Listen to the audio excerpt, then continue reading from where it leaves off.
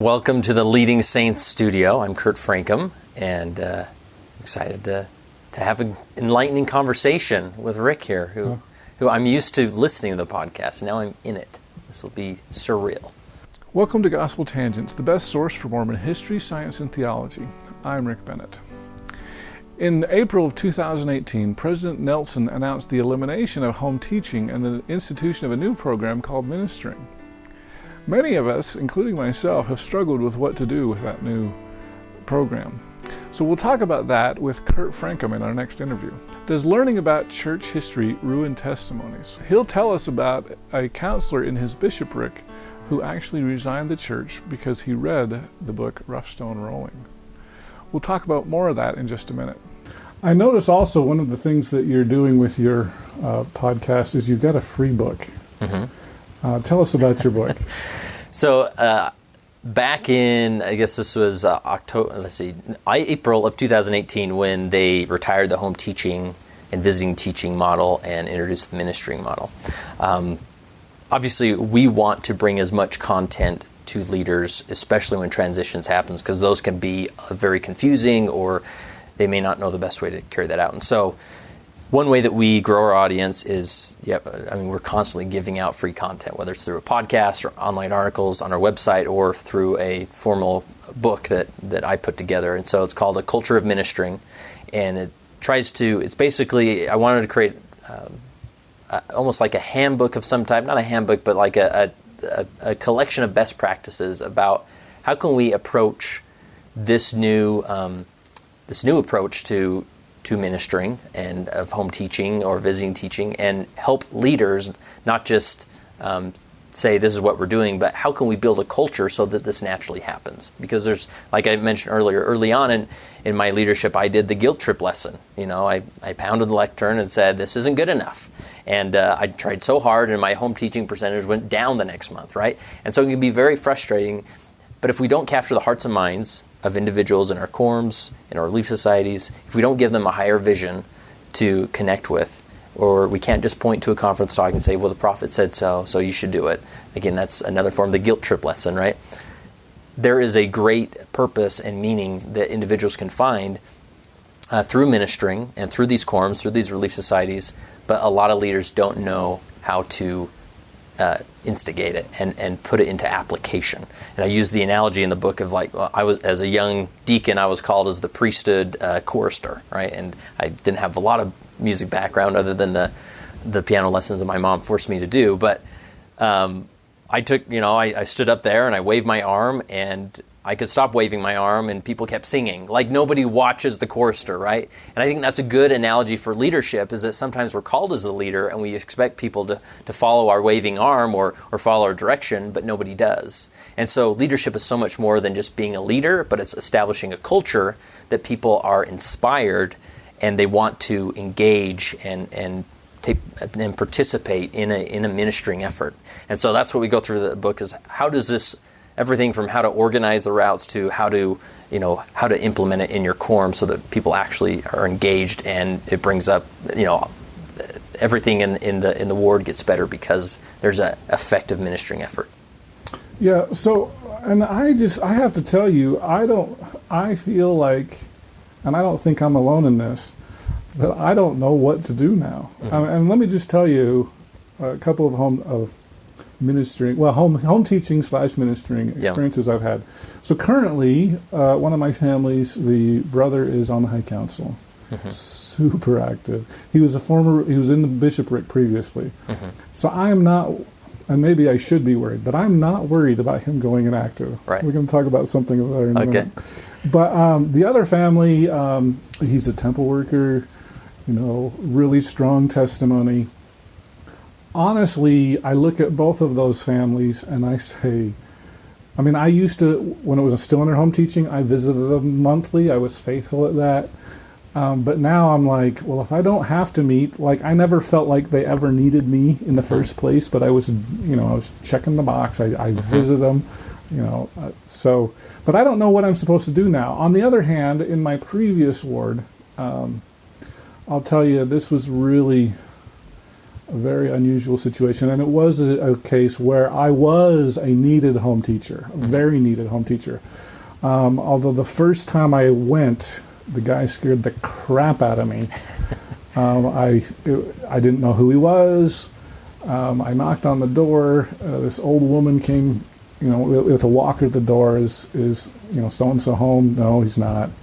Come back. Well, I'm the home teacher. I'll introduce myself. And so I said, do you like me to make appointments, or would you rather I just stop by? Because I will tell you, one of my personal pet peeves was when my home teacher would stop by without making an appointment. So I always ask. Sure. And she said, go ahead. Just come on by. Don't make an appointment. I was like, all right. So the first time I met this guy, he told me he was a paranoid schizophrenic. He heard voices. He told me Obama was going to take his gun, and I thought, Obama needs to take your gun. You shouldn't have a gun. And I look back on this now, I do think he was trying to scare me away. I didn't know what to do. I actually asked some people, and they said, just be his friend. Don't invite him to church, just be his friend. And so that's what I did. I was his home teacher for probably about 5 years. And I went 80 to 90% of the time. I remember one time he was involved in a car accident, and after following the car accident, he had serious migraines. He would call me up and ask me for a blessing. And I remember one time he asked me for a blessing. I gave him a blessing. And then after the blessing was completed, he said, this headache is killing me. I'm going to take some Jack Daniels and go to sleep. I was like, all right, knock yourself out.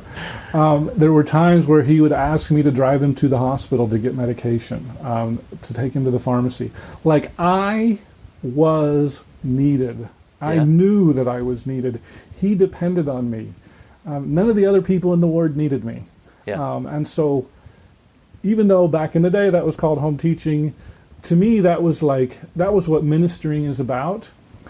And I just don't know, like, when you have a guy who's on the high council and you have a temple worker that's the other guy you teach, like, what are you supposed to do with them? Right. It's a lot different situation than this guy who needed me. He really needed me. And I was there, and I tried to help out.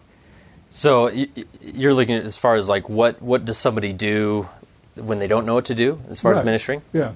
And this is an interesting dynamic because, like, for myself, the home teachers coming over to my home, I can't look back and say I really gained anything from it. It was more of like, I'm more of an introvert.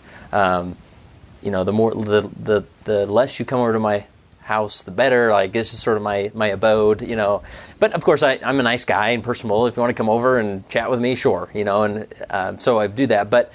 And I think back to my mother, who a few years ago, they found breast cancer early on, and simple procedure, removed it. She was good, but she didn't tell her ministering sisters or visiting teachers about this because she has 4 kids, married and capable, and we took meals to her.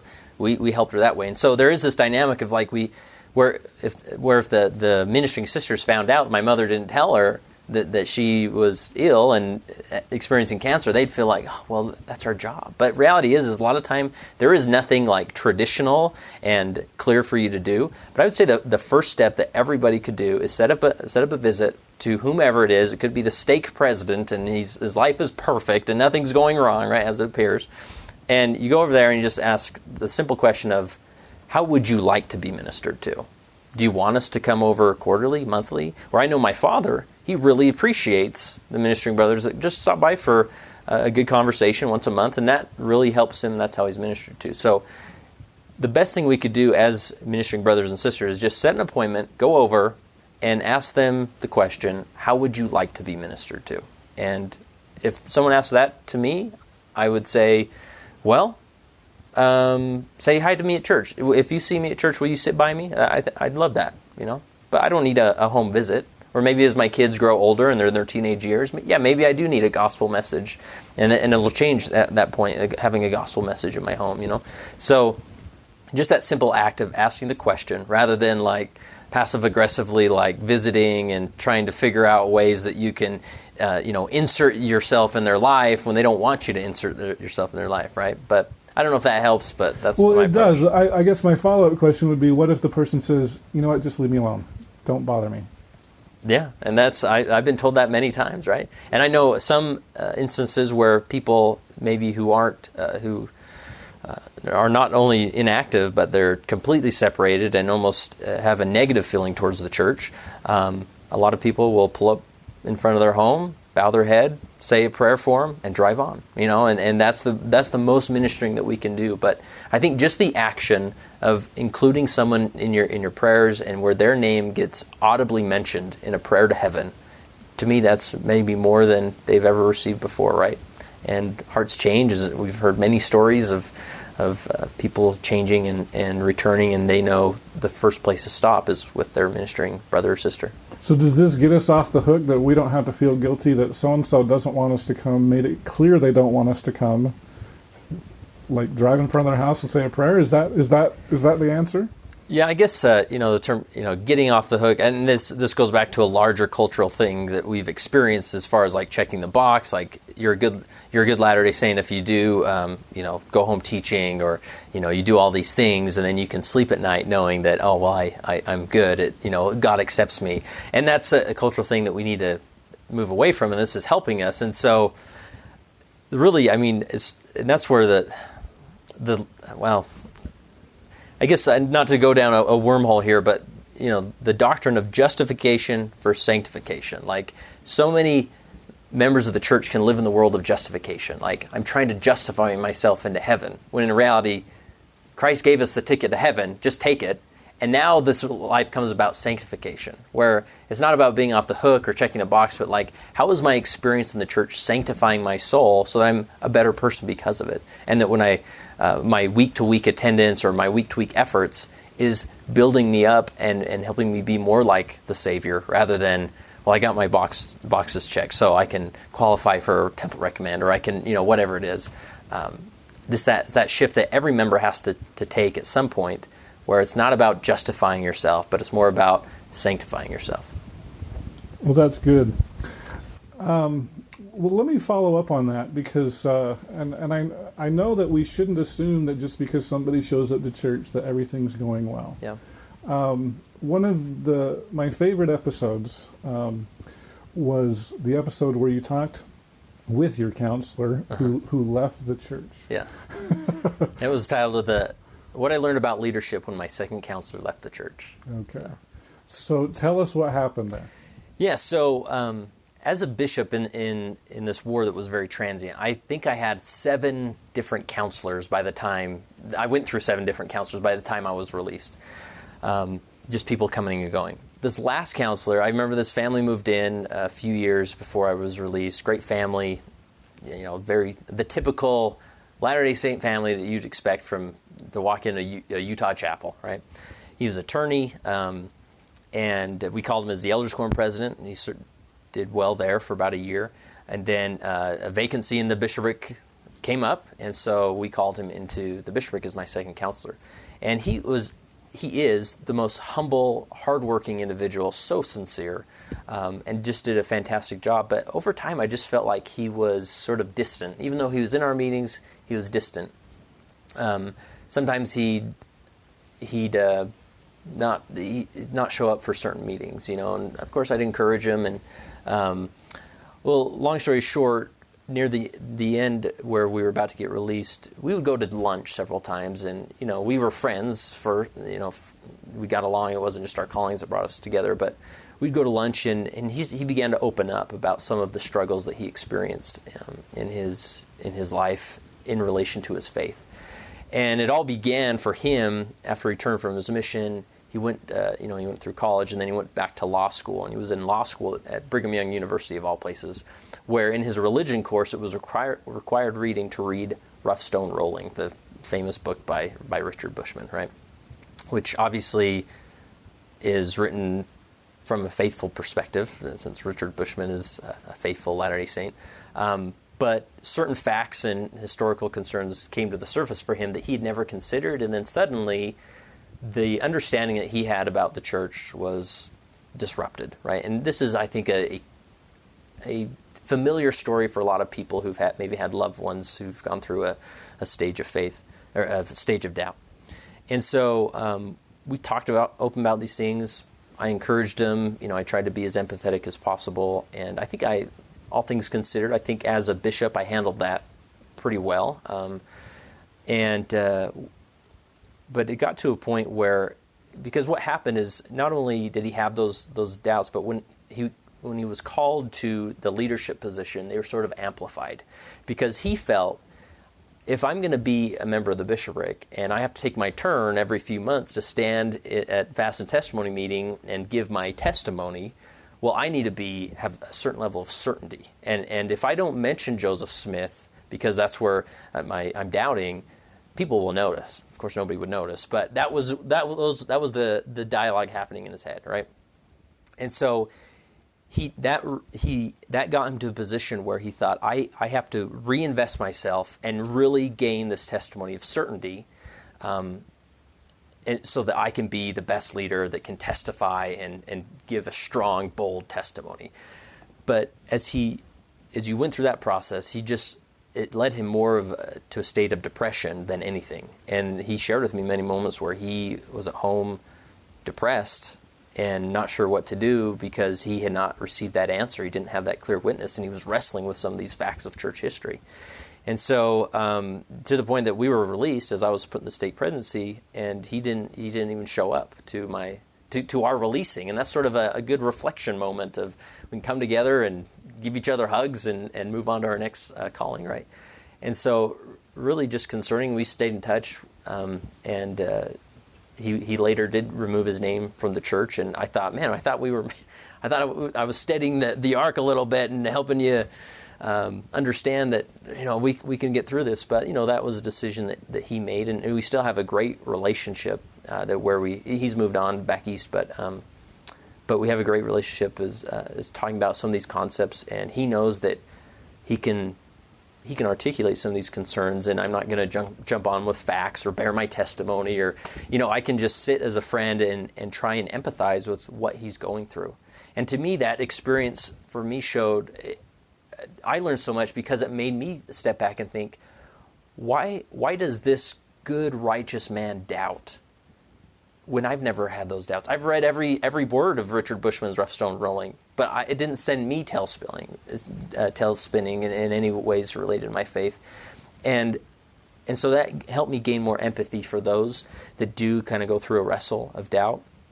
Regardless of where they end up, I think it's important for us to understand that even the righteous can doubt. It's not because they want to sin. It's not because they are hiding something, or that they don't have enough faith, or they're not reading their scriptures enough. Sometimes doubt comes to people because that's how they can grow and develop, and that, it is what it is. Not that I know why, but it's helped me gain a lot more empathy as a leader for those that do doubt. And so we've tried and brought through leading saints a lot of context to that topic, and content related to that topic of what does a leader need to understand when the doubter walks in the office, because a lot of times they try and fix the problem, when in reality that person just needs a whole lot of empathy and a striving to understand.